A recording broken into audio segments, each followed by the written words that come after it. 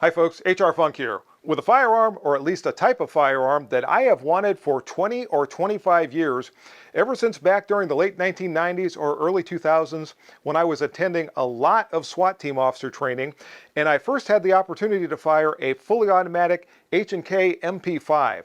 The memory of that experience lives with me to this day, and I was amazed by the shootability and controllability of those firearms as afforded by the roller delayed blowback system incorporated into their design. It allows the shooter to achieve what I would say is the closest to precision accuracy that's attainable while firing at a cyclic rate.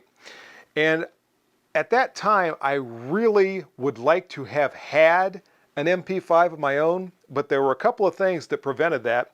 First off, the fully automatic MP5s that we were shooting during those training sessions were NFA items, obviously, and the government red tape and the expense associated with trying to purchase one of those really was not anything I wanted to get into.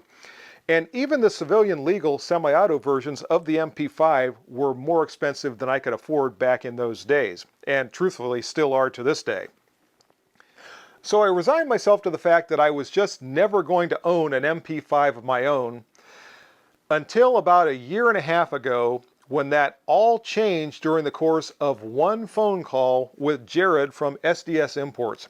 And during that phone call, Jared told me that under the Military Armament Corporation brand, SDS was going to be importing an MP5 clone that was going to be manufactured by a company in Turkey that was already manufacturing MP5 parts, if not completed firearms.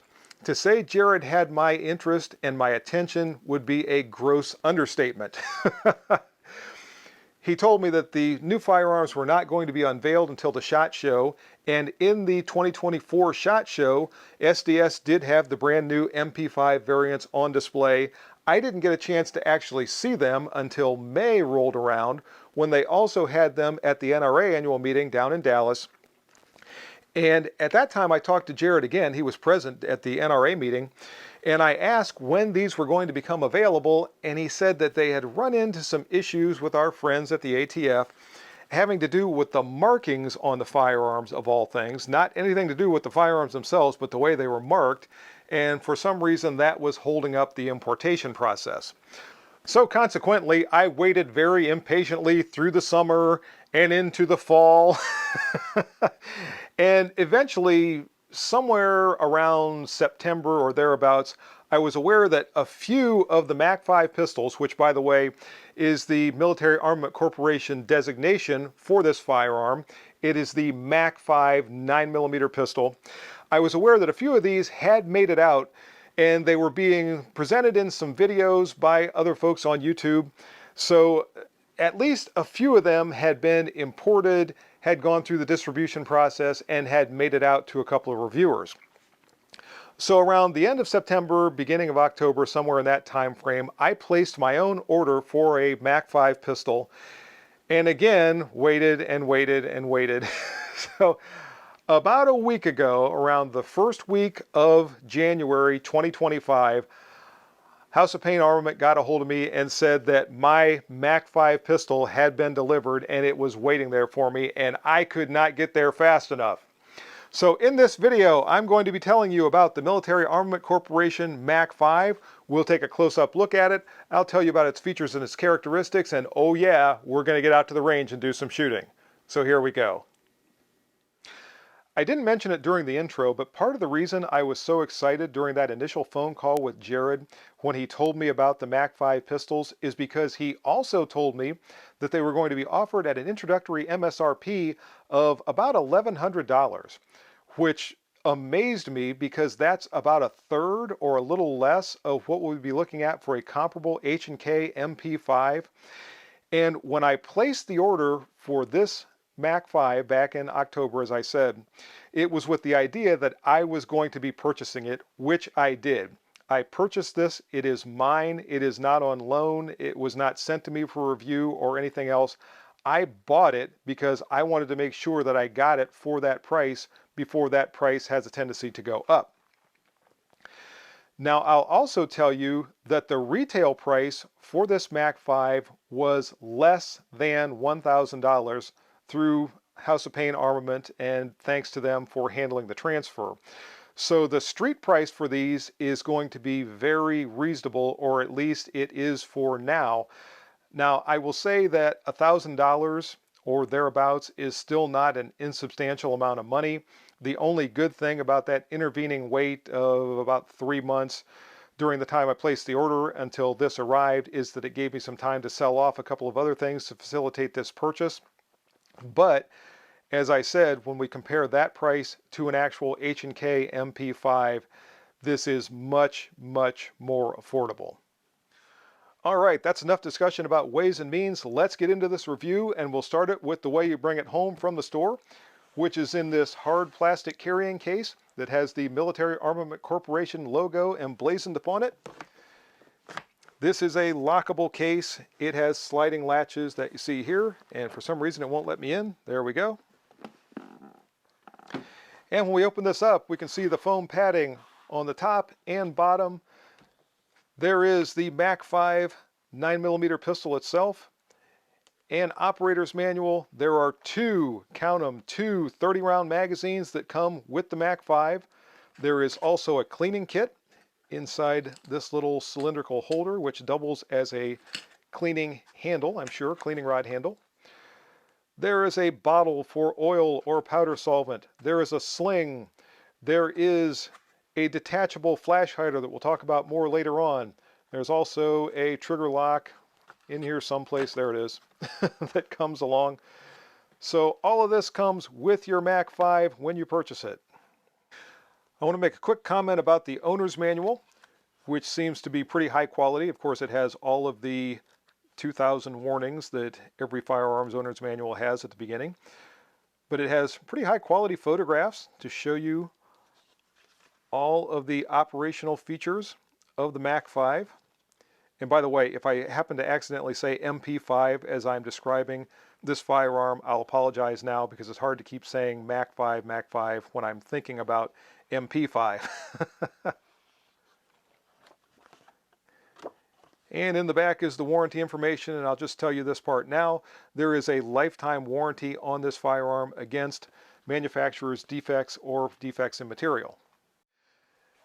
And here's our first up-close look at the MAC-5 pistol itself. As you can see, it is a very, very close copy of the H&K MP5. In fact, if I had an MP5 with the same handguard on it, sitting right here with it, I'm not sure you could tell one from the other unless you got close enough to read the actual markings on top of the receiver. Now, as I said, this is manufactured in Turkey, and I'll show you the manufacturer here shortly. But first, I'm going to flip it around so you can see the other side. And there's a starboard side look at the MAC-5, and this is considered a pistol, by the way. You can see that on the back, there is the end cap that simply has a sling attachment point right there. But you can attach any brace, or if you SBR this firearm, any stock that would fit an MP5 will also work with the MAC-5. And there are two different variants of the MAC-5 available. This is the full size. This is the one that I wanted. But there's also a K version, which is the more compact version of the MP5 if you're interested in something that's going to maximize your portability and storage ability. And there's a look at the MAC-5 designation on the top of the receiver, along with the manufacturer's designation, which is Mertsov. I hope I'm pronouncing that right. And you can see that, as I said, this firearm is made in Turkey. And on the right side of the magazine well is the Military Armament Corporation marking, indicating their home location in Knoxville, Tennessee. And we'll start the top-down look at the MAC-5 with the sights, beginning with the front sight. And the guarded front post that we see right here really, I think, is one of the signature features of the HK MP5s. When you see that, it just screams MP5. The rear sight features the rotating diopter style sight with the 4 different size apertures. Now, as you rotate the sight, that does nothing to change the point of impact. It just gives you progressively smaller apertures for a finer and finer sight picture if that becomes necessary. The rear sight is adjustable for both windage and elevation, but according to the information from SDS, This firearm comes from the factory pre-sighted at a distance of 25 yards. I'll be checking that out when we get out to the range. The receiver will accept virtually any type of a claw style optic mount that's intended for HK style firearms. You can see that it has the proper locations for that mount to be able to attach. Speaking of parts compatibility, the MAC-5 is built on modern tooling to HK factory specs. So virtually anything either from HK or an aftermarket producer that is appropriate and will work with an MP5 will also work with a MAC-5. So how cool is that?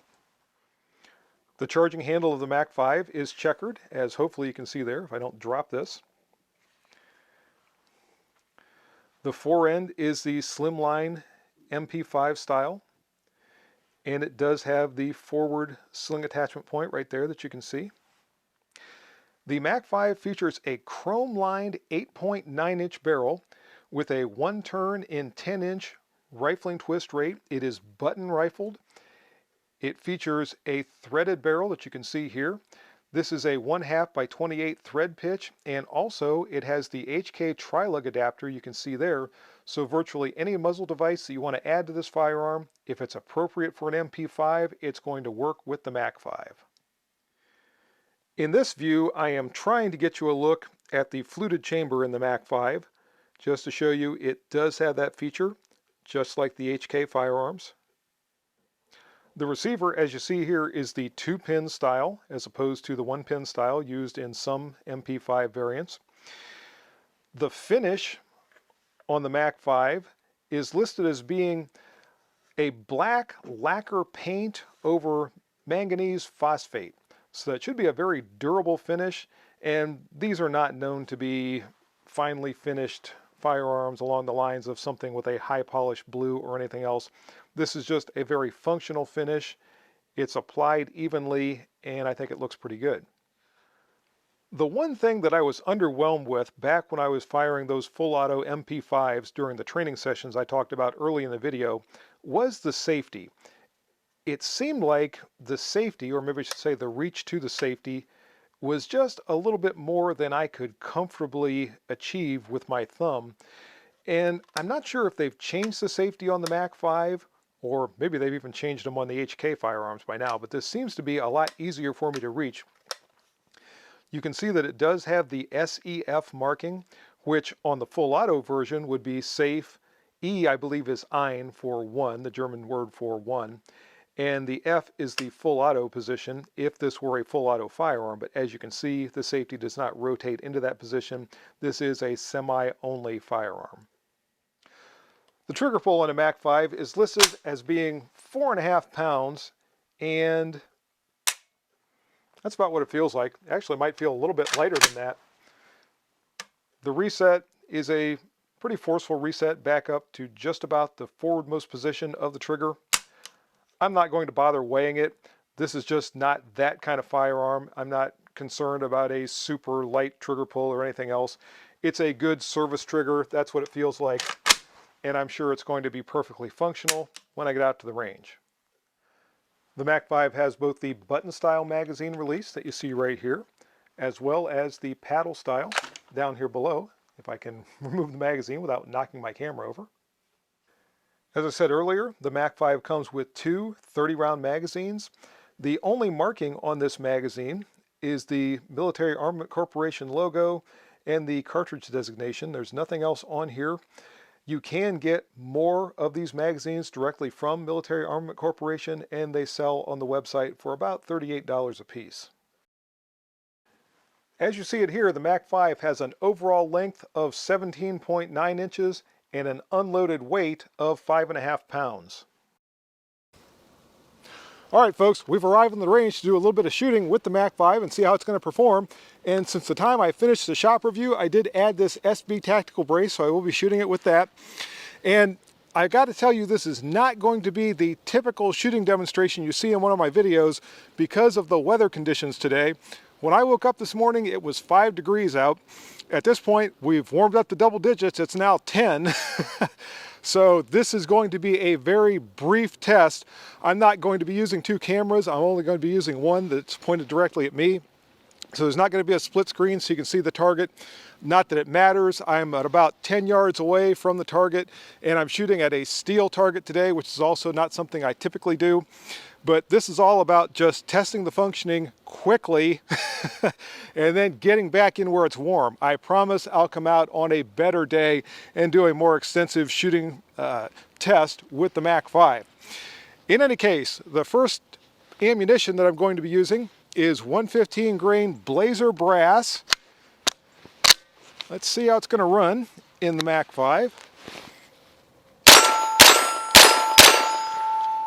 Oh man, I forgot how much I like this roller delayed blowback system. It is so soft shooting.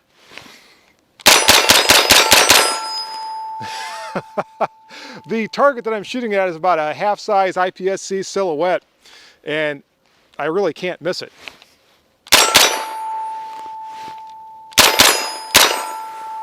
That was a failure drill on it.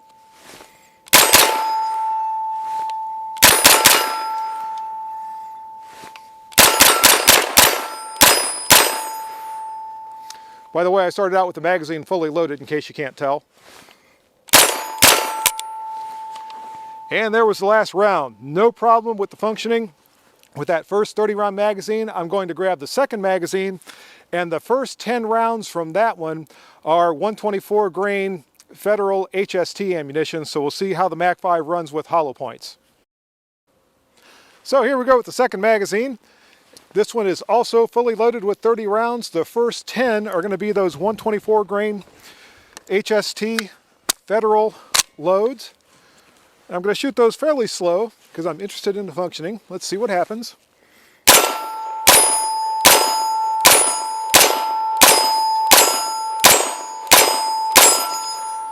No problem whatsoever with those, and I'm sure it's not going to have any problem with the rest of the magazine because once again, those are the 115 grain Blazer brass full metal jacket loads.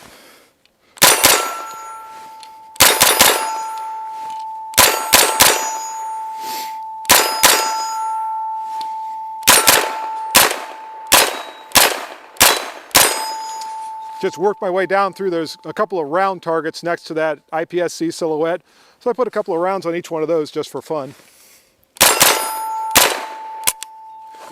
And that's the last round. There's 60 rounds through the MAC-5. I did not do anything before I came out here, didn't clean it, didn't lube it, didn't do anything else. Now, I'm going to get back in where it's warm, but a quick couple of final thoughts. I think the MP5 is arguably the best submachine gun ever manufactured, especially considering that it is now, what, 50 years old? It was developed in the mid-1960s, I guess almost 60, because I think it came out in 1966, which is the same year I came out. I'm 58. So for its era, obviously there are some things that it doesn't have. It doesn't have the last round bolt hold open or anything like that. This one is not set up initially for an optic, although I've got a claw mount coming, so I'll be adding that to it soon. I already added the brace.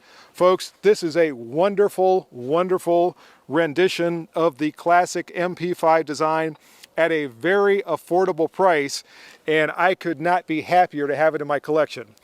So, until next time, make sure you stop by my website, hrfunk.com. Check out all the news and information there to see what's going on with me and the channel. Make sure you stop by the product page, and a lot of the manufacturers whose products I've reviewed appear there next to a link to their site. And make sure you check out the information below those links because that might just save you a few bucks if you decide to make a purchase. That's going to do it for now. I'm going to get in where it's warm. See you next time. And until then, good shooting. Bye-bye.